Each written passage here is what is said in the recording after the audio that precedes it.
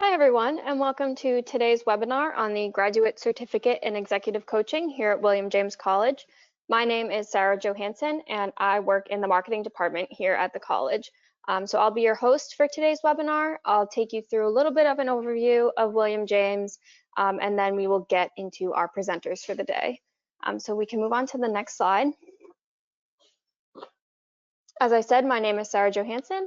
Also today, you'll be hearing from Suzanne Boulis, who is the director of the executive coaching program. So she'll go through a lot of the specifics of what the program is and what you can expect. And then we'll also hear from Elizabeth Beaton, who is our admissions counselor, and she'll talk about the admissions process and a little bit about financial aid and those kinds of things. So if we move on to the next slide,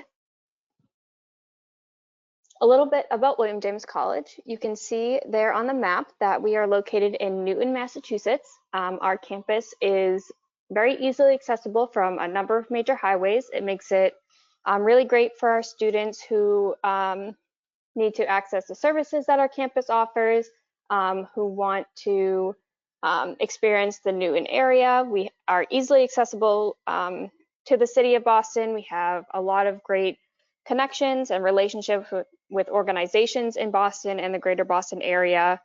So there are a lot of opportunities in and around our campus, not only for internships or field placement sites, but for a lot of different things in the area. So it's really a great place for our students to be around if they're in the area or coming to the area for any reason. On the next slide, we have a list of all of our departments and programs that we offer here at William James College. This is just to give you a little bit of an overview of all of the great things we have going on here. We have a wide variety of degrees and subjects. You can see we have a clinical psychology department, a counseling department, and a school psychology department, in addition to the organizational and leadership department, which I'm assuming everyone here is interested in that. And then we also offer a bachelor's completion program in psychology and human services as well. So you can see that we have a number of different programs. We have a number of different concentrations as well that really allow our students to get the education and the degree that they're looking for. So on the next slide, I just want to quickly go through our core values here at William James College, which really extend across all of our academic programs and all of the work that we do here at the college. So first, experiential education. We really prioritize hands-on learning for our students in every program, really starting from day one. So our students really get the experience in the field. They put into practice what they're learning in the classroom to really get that well-rounded education. Secondly, social responsibility. So all the work we do here at William James College, from our academic programs to the events that the Dean of Students office holds to the work that faculty do, really focus on making a difference in our communities. So this happens both locally and also across the globe. So we have a number of different initiatives and different programs and opportunities that really focus on that social responsibility aspect. Finally, personal growth.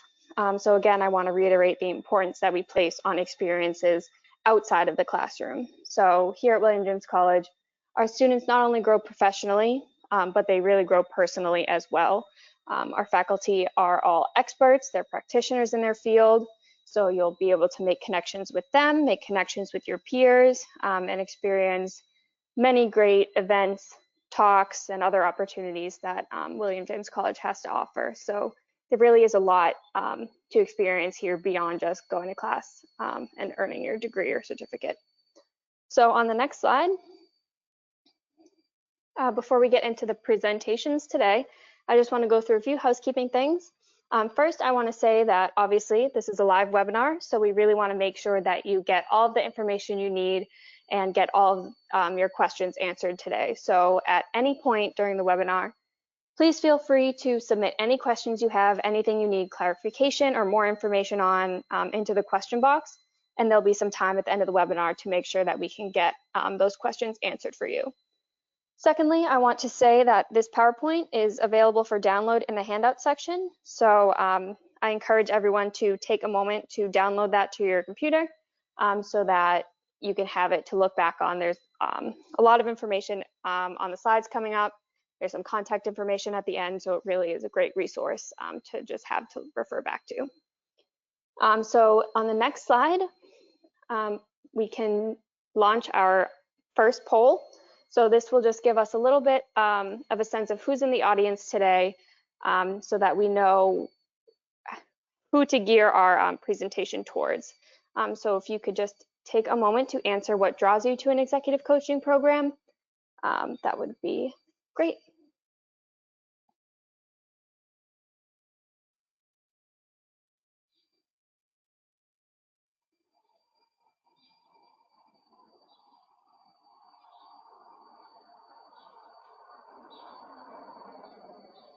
Okay, so it looks like we're split 50-50 between career change and adding new skills to current positions. So that is great to see. The executive coaching program is definitely a place where you can do that.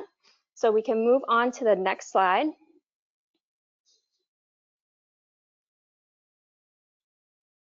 And it is my pleasure to announce Suzanne Boulos.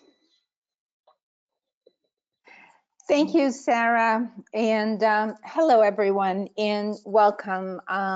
First, I hope you're all doing well in this very unusual time that we are going through all together. I want to thank you for your interest in the graduate certificate in executive coaching at William College and for spending your lunch hour with us today. So my name is Suzanne, and I'm the director of the executive coaching program. At William James, we call it GSEC. It's a lot easier to pronounce. I'm also a member of the faculty, and like the rest of the faculty, I am a practicing executive coach. I have my own executive coaching practice, which means I work with clients to help them make change, develop new skills and behaviors, and to really become more effective leaders. Something that's more and more important in this time where everything is so uncertain. So executive coaches come from a variety of backgrounds, and people who apply to our program come from a variety of backgrounds. And my own background is in management consulting, with over 25 years working with strategic planning firms, and also independently for Fortune 500 companies, for nonprofit organizations, for entrepreneurs starting or developing their own business, and also with new ventures in large corporations. And I've worked in a wide variety of industries, several continents, and I'm particularly interested in culture, cross-cultural situations, and interpersonal skills. Something else about me is that I am also a graduate of the GSEC program. So some years ago, when coaching seemed to be taking an increasingly important role in my consulting practice, and I realized that this was truly the direction I wanted to pursue, I did some research, like probably most of you are doing right now, into coaching programs. And the reasons I chose William James College, it was then called the Massachusetts School of Professional Psychology. Some of you may be familiar with that. Those reasons are the same reasons I'm so proud to be leading this executive coaching program today. So one of the reasons is that it is really so unique. So on the next slide, so we offer the only accredited graduate school program in executive coaching in New England.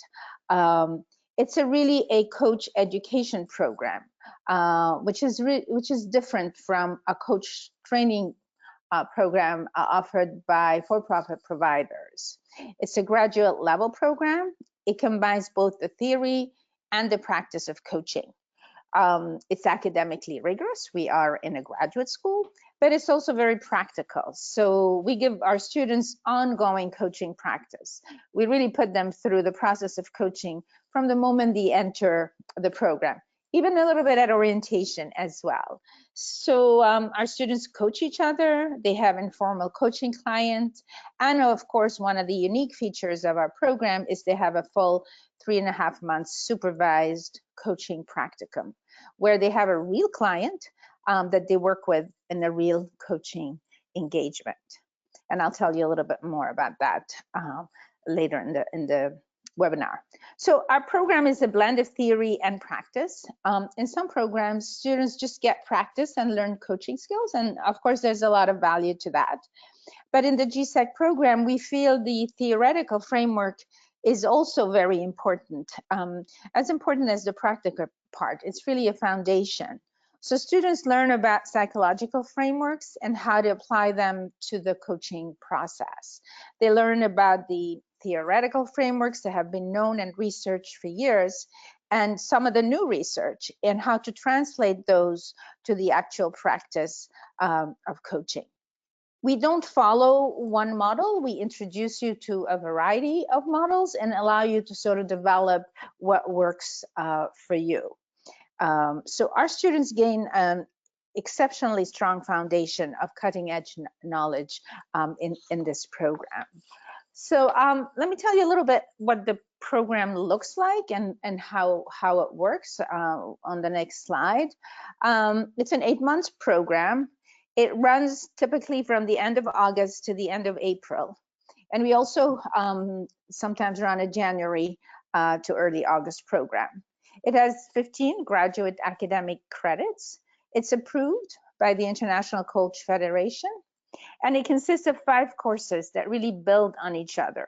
One of which is the 3.5 months coaching supervised practicum that I just mentioned. So it follows a collaborative cohort training models, which means that first of all, students learn with and from each other, and they stay together throughout the program. They start together and they graduate together. Our program delivery is a blended learning model. Typically, we have required monthly weekends in residence on campus. And between those weekends in residence, our classroom is online. Due to the current COVID-19 situation and the decision that the college has made to go online in the fall, we will actually be transferring those on-campus weekends in residence to synchronous weekends in residence online. So we have weekly, in the first 3 courses of the program, we have weekly modules. The program moves in modules that include online lectures, assigned readings, videos, recordings, live webinars, and a forum of threaded discussions related to the assignments. So our students are fully engaged with each other and with the instructors throughout the program on a very, very regular basis. This is very important to us, and being engaged in is critical. And so we work very closely with our students. We believe this support is essential. Students establish close relationships with peers and faculty, and these relationships deepen as the program unfolds and typically beyond the program. So for those of you who are not quite sure what executive coaches do, we can look together at the definition from the Executive Coaching Forum, which is one we like and use in the program. So I'll read through it together with you. It's they define it as an experiential and individualized leader development process. So it's not a training program. So you're working one-on-one, right? That builds a leader's capability to achieve short and long-term organizational goals. So there's a focus on the leader and the organization, and it's conducted through one-on-one interactions between the leader and the coach. It's driven by data from multiple perspectives. That's where assessments come in, and that's where some you might have heard of 360 feedback comes in. And then it's of course based on mutual trust and respect between the coach and the client. So the organization, the executive, and the executive coach work in partnership to achieve maximum impact and help the executive achieve their goals. So some examples, for example, executive coaches will help their clients to drive organizational success by changing something in their own behavior. We help leaders enhance their capacity to inspire and engage others, to build and manage teams and team performance, to communicate better, to build relationships, to influence direction, and also to make key decisions about their own careers. Executive coaches understand organizations, and they use interpersonal skills to build trust and respect. That mutual trust and respect that is so important to a successful coaching relationships. And often, they help resolve conflicts. So our students leave our program fully equipped to conduct such engagements. So I wanted to look a little bit at, excuse me, at what we mean, what are the sort of key coaching competencies. And so we follow different guidelines for that in the program, as you can see on the next slide. So we look at competencies as they are defined by the International Coach Federation, but also by the Executive Coaching Forum, which pushes it a little bit more towards executive coaching rather than coaching in general. So if we look at the column on the left of the slide, you'll see setting the foundation, for example, and that will include things like meeting ethical guidelines. This is very important in coaching. Professional standards, how do you establish the coaching agreement? And then you move on to how you create the relationship. How do you create that trust and intimacy with the client? How do you develop coaching presence? We work a lot with students on developing coaching presence. Presence is it's a difficult thing to define, but it's really important in a coaching relationship. Then communicating effectively, of course, the tools that come in, the coaching tools, which are things like active listening, powerful questioning, the ability to be direct in communication skills, and finally, of course, facilitating learning and keeping track of results. So creating awareness, designing actions, planning and goal setting, and managing the progress and the accountability. So we push it a little bit further and follow some of the recommendations of the Executive Coaching Forum, which state that a competent executive coach really needs to possess some understanding of psychological knowledge. And, we help you with that, even if you don't come from a psychology background. Coaching skills, of course. Organizational knowledge, what does the organization fit in? And then some sense of business acumen. And also coaches must have personal attributes that serve as the foundation for these competencies. So students learn and practice these competencies throughout the program. And what are the opportunities for executive coaching? It's still a growing career field. It is changing. Where professionals with diverse backgrounds find new and exciting. This will be on the next slide, please. And opportunities, whether as external coaches or coaches operating within organizations.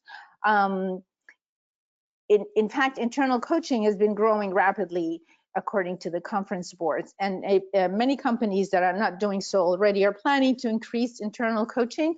And you find that people who work in companies just like to add coaching to their skills because they're working with leaders so much and the environment has changed so much. So I was mentioning earlier in our changing world, even before this COVID-19, the pandemic, and right now we're looking at all these social justice issues that are coming to the forefront in our country. There was already VUCA. So this is a VUCA environment that is even magnified, right? So a VUCA environment is one that's volatile, where there's rapid, sudden, constant change. It's uncertain. It's not clear where the information is and what the outcome is going to be. It's complex, which is different from complicated, right? It's complex, multiplicity of variables and unknowns. And it's also ambiguous. There's no clarity about the meaning of events. So it requires skills and behaviors from leaders to manage these drivers. And so executive coaches really help leaders navigate and be successful in such an environment. Executive coaching has definitely evolved. You can look at this on the following slide, this quote from PepsiCo. It's also reported by the conference boards and various reports that during the past couple of decades, coaching has become much more integrated and better managed and more commonly bundled with leadership development programs. It is about helping a leader be more successful, much less about remedial situations. And also sponsors of coaching in organizations have become much more sophisticated in recent years. As the coaching profession has evolved, there's an increasing need for coaches who ground their practice in, some solid theoretical understanding and empirically tested models, and even neuroscience. And as I mentioned earlier in this webinar, our program here at William James College addresses that need. So I wanted to look at this year's schedule for the cohort that is entering in at the end of August. So these are the 5 courses that I was mentioning, and they build on each other. And again, as I mentioned, the fall session will be fully online. We still don't know what will happen in January. I think, we're moving all of us together and looking at what's happening around us. The faculty work together to design and carefully plan what belongs in each class and build on it in subsequent classes. And right now we are working together to adjust the design of our program, to move it from in campus to some of the, virtual synchronous classes. And so, which, are a little bit different than what we would do on campus. So we're working on, giving you the best possible experience. And our faculty is really very talented. They're all practicing executive coaches. They're all seasoned, teachers of adult learners. They're thought leaders. They have a variety of backgrounds, so you'll really be exposed to different kinds and types of coaches with different approaches. And they're also master coach supervisors in the practicum. So now I think I'm going to tell you a little bit about each course so you can get a feel for how our program is structured. So in the first 3 courses are our foundational courses, and they're 5 weeks each, and they go by weekly modules with assignments and requirements on a weekly basis. After the first 3 courses, we shift into the practicum with a small course that goes with that. So the homework and the modules are different. So in the first course, which the one I teach, it lays the foundation, really. It's because executive coaching draws from a variety of disciplines, including psychology, systems theory, adult learning theory. We examine those as well as others and how they relate to coaching. We also look at the increasing importance of neuroscience research in the field of coaching. And we explore in depth what's the most important tool in coaching, the use of self. We focus on self-development, self-awareness, and cultivating presence. This continues throughout the courses of the program. We believe that for students to be able to help clients make change, they have to have that same experience. So our students learn coaching competencies, professional ethics, models of executive coaching, and they start practicing basic coaching skills. Then they move on to the second course, which focuses much more on coaching skills and developing presence to effectively develop leaders. It continues, and this course is taught by Perry Carrison. Perry's been a trusted advisor to senior executives for many years, from the World Bank to the Discovery Channel to Takeda to Marriott. He's provided his clients with the kind of, he calls it perceptive partnering, that each needed as they were planning their next steps. So this practice-oriented course, as I mentioned, focuses on applying coaching skills to effectively develop leaders. It continues to focus on gaining expertise in the ICF coaching competencies that was started in the previous course. And for example, such as ethically managing a coaching agenda, creating and managing the relationship, communicating directly and effectively, and facilitating learning and achieving results. And students will be exposed to various coaching scenario based on real coaching experiences. And of course, they will continue their work on the use of self and continue to cultivate their coaching presence. The third course moves on to what is very particular to executive coaching, is the role of assessments in executive coaching. So Bill Hodgetts is a full-time faculty member in the Organization and Leadership Psychology Department, which is the umbrella. It's our department. The coaching program falls under that. And Bill is retired from Fidelity Investment, where he was vice president of enterprise coaching and shared services talent management. His responsibilities included providing executive coaching, developmental assessments, and other learning resources to senior management. So Bill brings all that expertise to this course and to our program. He's also a thought leader, and his latest paper is on the need for agility in coaching. So this course prepares students to plan, implement, and/or evaluate the results of an assessment for an executive coaching intervention. It introduces a variety of assessment methods that are commonly used to understand a leader and the system in which a leader operates. So some of the assessments covered are, actually how to do structured interviews that will then feed into a 360. Standardized surveys like, the MBTI, FIRE-B, Career Anchors, etc.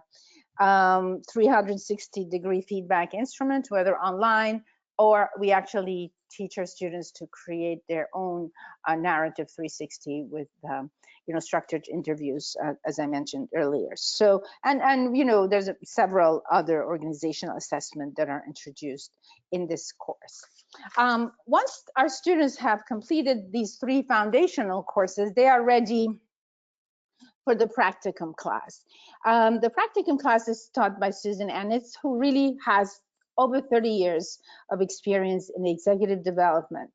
She's a seasoned professional with expertise in executive coaching, leadership development, competency modeling, and really creating very practical solutions to complex business and learning challenges. She has her own consulting firm, Susan Ennis and Associates, and she's coached hundreds of executives. So the GSEC program culminates with this practicum, where students work with a manager, an executive, or a leader actually seeking coaching for professional development. This is, we believe, one of the key and essential elements of learning effective professional executive coaching, actually doing it, right? So, but it is a supervised practical applications of all the core competencies that our students have learned. So something that we do that's pretty unique is we actually provide a client for our students. We have a partnership with the Social Innovation Forum. It's a nonprofit organization in Boston that helps nonprofit leaders in the greater Boston area who are implementing, solutions to critical social issues, so key right now, right? And creating positive change. And we most often draw our clients from this pool of leaders. So in addition to providing an opportunity for training for our students are helping leaders grow their impact in the community. And so the students conduct a full executive coaching engagement from the chemistry check and contracting steps to the final phase, where they, help their clients transition to long-term development. And we start preparing our students for the practicum in the first 3 courses slowly, so that when they are actually meeting with their students, they've already practiced many of the competencies required. We also, during the practicum, the students work with their work is supervised by a master coach. So every student gets a master coach who will mentor them through the engagement, in addition to actually the monthly weekend in residence, where they will be meeting with their instructors and their peers to also get supervision. So as students leave the program, they're fully equipped to conduct executive coaching engagements, whether in their own practice or within their organizations. And finally, running parallel with 3 of the weekends of the practicum is the seminars class, which I teach, and it's designed to really support GSEC students in their professional development as executive coaches. It supplements first semester coursework, provides deeper exploration of topics that we've covered before, as well as introducing some new topics that are relevant to all aspects of coaching. Just to give you an example, some of the things that we've covered recently in this course, mindfulness, what does that really mean? The different definitions of paying attention, and how to use it as coaches for our own development if we would like, but also it might be an option for our clients. We've looked at emotional agility, we've looked at immunity to change, emotional intelligence, we've gone into more depth in strength-based coaching, and we also usually have guest speakers that come in and share their experiences. So our objective is to really further the knowledge of students about the field of executive coaching, to deepen coaching practice skills by acquiring some new tools, and also to support the practicum work as well, and to help students think about their professional path once they complete the program. So this is what we hear on the next page from our alums. Typically, what we hear from Amy, who now has a very successful coaching practice. She's been very successful at that, and I think we can share the letter from another alum on the next page, who talks about his experience. This was a leader. He was the CEO of his company, and it was really important to him to become a leader coach. And he, he's still in touch with us, and finds that it has made him a much better leader. And he now, because he can use coaching skills in his actual work. So this is just to illustrate there's so many ways that you can use executive coaching expertise and experience. And finally, who are our students other than Amy and Junki on the next page? They're professionals who are established in their careers. They bring a high level of expertise to the cohort and the classroom. They take our program to build additional skills, to enhance their careers, in-house, or to make a career change, or to just have options for the future. So at this point, I would just like to thank you for your time, your interest. Please don't hesitate to contact me. If you are interested in our fall program, please reach out to me as soon as possible. We still have a little bit of room, but we would need to act fast, and we can help you with that. My contact information, I believe, will be at the end of this webinar, but it's also on the website. I'm going to now pass things back, I believe, to maybe Elizabeth, I think, or maybe back to Sarah first. Thanks, Suzanne. This is Sarah. I just want to jump in and remind everyone that you can submit your questions. So if you have any questions on what Suzanne has said so far, please type those into the question box. And then I will now turn it over to Elizabeth. Thanks, Sarah and Suzanne. And thank you all again for joining us on today's webinar. Like Suzanne said, we are still accepting applications on a rolling basis for the fall 2020 start. And in order to submit an application, what you need to do is log on to our website and go to the application portal, and you can create an account, and it will assign you a PIN, and so that way you can log back onto the portal as many times as you need to in order to complete the requirements. So you'll need to complete the form and then upload your resume or CV, an application essay that's between 4 and 6 pages, and that's really your chance to tell your story, present your case as to why you would be a great addition to the program. We require 1 letter of recommendation. So in the portal, you would input the contact information for a reference, and then they would receive an email with instructions on how to fill out a recommendation form and then how to upload their letter of reference directly to the system. And then once you submit your application and we have received those materials and your transcripts from any colleges or universities that you've attended, then we review your application and then would potentially invite you to interview for the program. And then it's after an interview that you could be invited to join the program. So again, for fall 2020, I encourage you to reach out to Suzanne as soon as possible so we can get those steps moving along. And if you're thinking more in the future, then later in the fall, we will post updates about the January start to the website with more information about that. And the GRE is not required.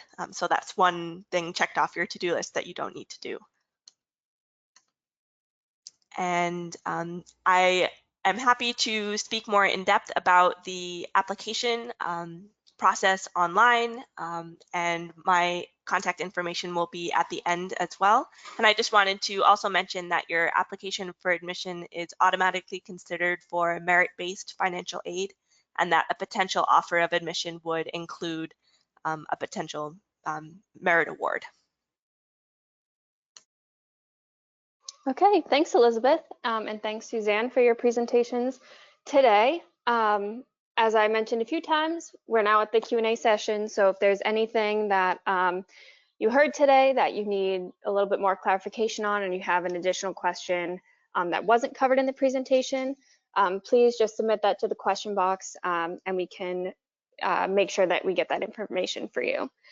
So starting off, we have one question here on what the average size of a cohort is. Hi, this is Suzanne. For August, I would say the average size of a cohort is between 8 and 12. Okay, we have another question here. Is there a term that begins in January? We have had a January cohort the past 2-3 years. However, at the moment, with the current situation, we have not yet made a definite plan for January. It's still a little bit early. We're planning for the fall. We will have to decide that as we get closer to the fall, and also as we examine the situation, the COVID-19 situation, and what the college is deciding for that. So we have not posted any. There are no dates yet for a January cohort. So I would not recommend people to actually plan on January yet. If you're interested in this year, we're definitely running August. We have a lot of people admitted, enrolled, and some people still applying.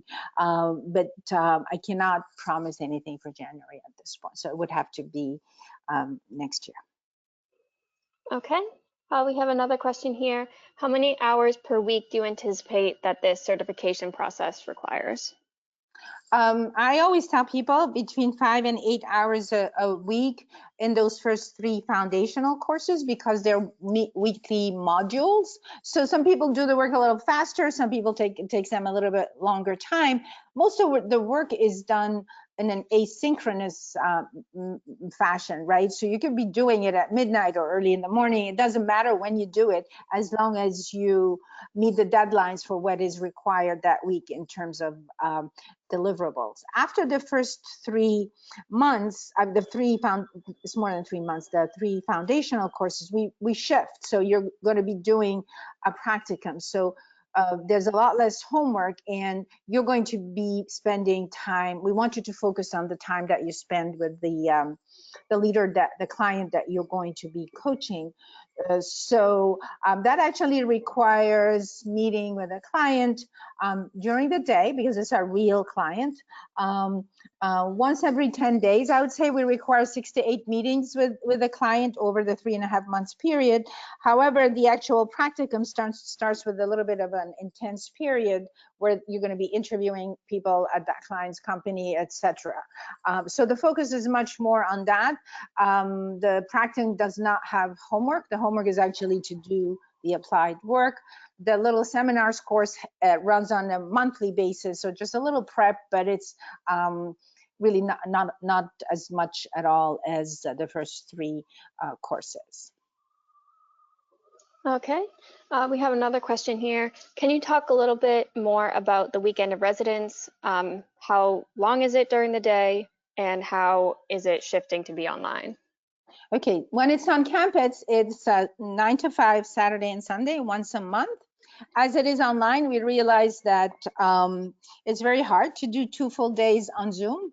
And so our plan is we'll still work with the dates that are posted, but we will do shorter days, and we will add a couple of classes during each course, whether it's on an evening or another weekend, so that the classes are shorter. And we will there will be the same number of hours of interaction with faculty and students, but they will not be necessarily full days. Okay, it looks like those are all the questions we have so far.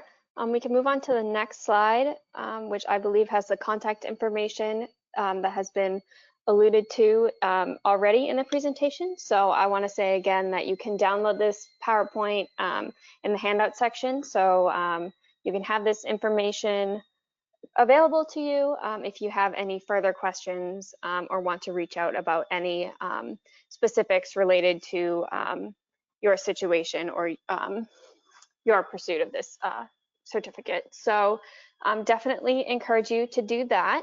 I also want to say that we have a lot of great information on our website, williamjames.edu. So I definitely recommend you check that out. We have all the information on the program, we have admissions information, and a lot of other great resources there. So if you have any further questions, you can also check that out. On the next slide, I just want to also add that we are on all of these social media platforms, so I definitely encourage you to connect with us there. There's a lot of great work being done at the college. A lot of faculty, students are doing some great work in the field. We have some events that are still being held, so you can really get a sense of what William James College is like as a whole, what it's like to be a student there. So if you have any of these social media platforms, definitely check us out there. So that is everything for our presentation today. I want to again thank Elizabeth and Suzanne for speaking today. And I hope everyone in the audience has a great rest of your afternoon. Thank you, everyone. Thank you, Sarah and Elizabeth. Stay safe, stay well, everyone, and don't hesitate to reach out. I'd love to hear from you.